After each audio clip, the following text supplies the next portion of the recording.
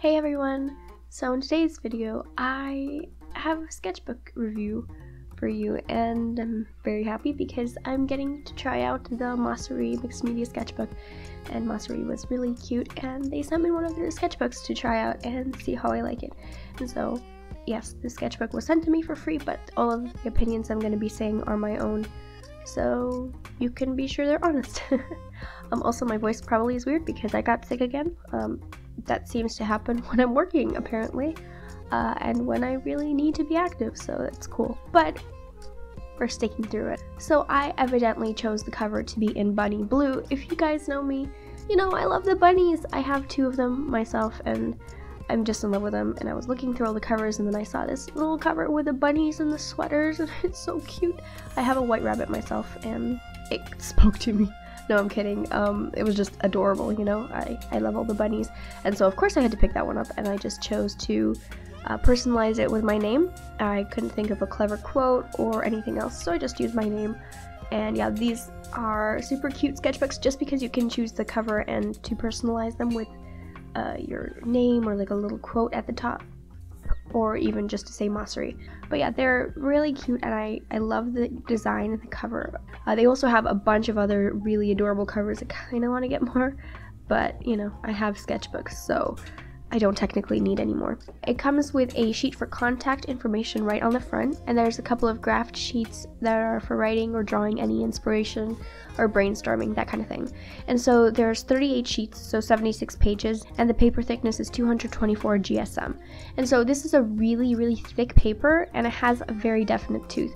And so I generally like cold press paper, so I do like the tooth. I've been using hot press in the past just to try it out and see how I like it, but in general I prefer cold press. So yeah, I did like this paper more than if it had been very smooth. And it has a really interesting texture. I don't know if I can say this is a good thing or a bad thing, but I'm just gonna explain how it felt to me when I was using it. So by the way, I did some very heavy layering in this piece just to see how the paper held up. And so when I was layering and making big broad strokes, it felt like I was rubbing my brush on sandpaper, and as if the paper was going to tear at any moment. But when it dried, it was totally fine. It didn't tear at all, by the way. It just felt like when I was painting, I guess it's just such a toothy paper that I could see all the paper fibers. I'm not 100% sure. But yeah, it's a really thick textured paper. So if you like that kind of thing, you will really enjoy this paper.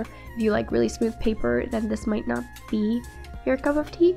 But yeah, the only thing that I had a problem with was the fact that I felt like I was destroying my brush on the paper, but I really wasn't. My brushes are completely fine, nothing, you know, frayed. It's just a really thick paper. I guess I wasn't expecting it to be that thick. Actually, the back of the paper is a little bit smoother, so I think I used the rougher side to begin with. So you know how mixed media sketchbooks will always, one side will be rougher and one will be smoother, so there's also a smoother side. The thing is, when the paper and the paint dries, it has a super beautiful watercolor texture. You'll see at the end. It's really unique. I don't know how to explain it. It's really distinctive.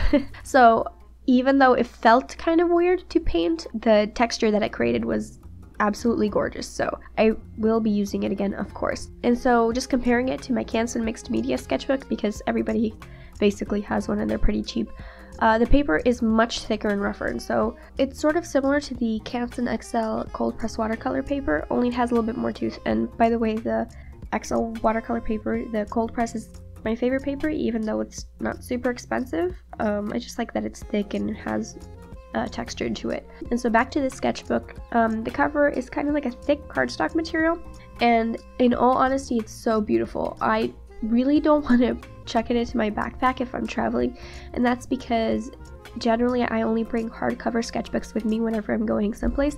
It's just I have a bunch of things in my bag and it jostles around and I throw it around. I'm not very careful with my bag or my sketchbooks when I'm traveling, and so I wouldn't really want to do that to this sketchbook.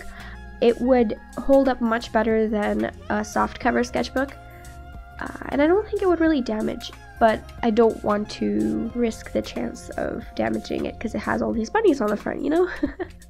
To address the spiral bound of this sketchbook, a lot of people don't like the fact that it's spiral bound, and I can understand that. It would be cool if these sketchbooks came with different kinds of binding, but personally for me it doesn't affect me so much because a lot of the sketchbooks that I use are spiral bound.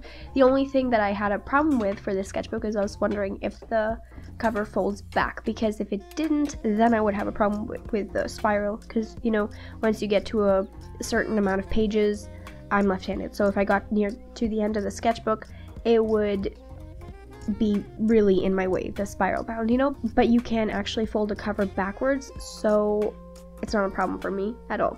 If you're looking for a really cute sketchbook with a toothy watercolor paper, I do recommend this. So yeah, I just use watercolors on this in general. I don't use other mediums too much. At the end, I did use a fine liner to add some details to the drawing, and the pen didn't skip at all on the paper, so that's a good thing. I don't know if I would trust using markers on this paper, even though you can use markers on this. It's mixed media, so you can use pencil, pastel, charcoal, watercolor, gouache, ink, pen, and marker. And so I don't know if I would use marker just because it is very thick paper. I feel like it would suck up a lot of the ink, and you know, with the rough texture, it might fray the tip of the marker. I'm not 100% sure. I haven't tried it out. At the end, I'm going to be showing you how much the paper wrinkled, and if you consider the fact that I did not tape down the paper, of course, and that I layered a lot and applied a lot of water to the paper, it is very good quality and it didn't warp too much. So yeah, I do like this paper a lot. I will of course be using the sketchbook again. Just for watercolors, I did really enjoy using them, and I liked the effect that it created right at the end. You know, all the interesting textures it created. So yeah, I would recommend the sketchbook if you are willing to splurge on a cute sketchbook, good quality, and it looks adorable.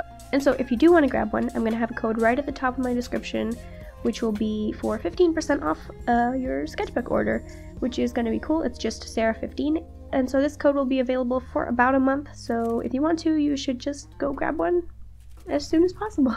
I'm just looking at it right now on my desk because I'm recording this video, and I kind of wish I wasn't editing the video and painting something else in it right now, but it's all good. I'm probably going to be using it again soon in another video. Also, thank you so much for all your really positive and sweet comments on my last video. It means a bunch to me, and yeah, I'm not going anywhere. I'm still going to be uploading videos, and I'm super excited because I love YouTube. I just bought myself a bunch more equipment and hard drives and memory cards and all that kind of thing. So yeah, I'm kind of more dedicated to making more YouTube videos. Don't worry about that. If you want to, you can give this video a thumbs up if you did like this video and kind of the review first impressions. And also, you could subscribe if you want to see more videos, because I put them out every single Sunday. All my social media links will be down in the description, and anything else you need to know. Oh, all the supplies that I used will be also listed down in the description. There's nothing new about them. It's basically the same thing that I've been using in all of my watercolor pieces recently. Okay, cool. I'll talk to you guys next week. Bye.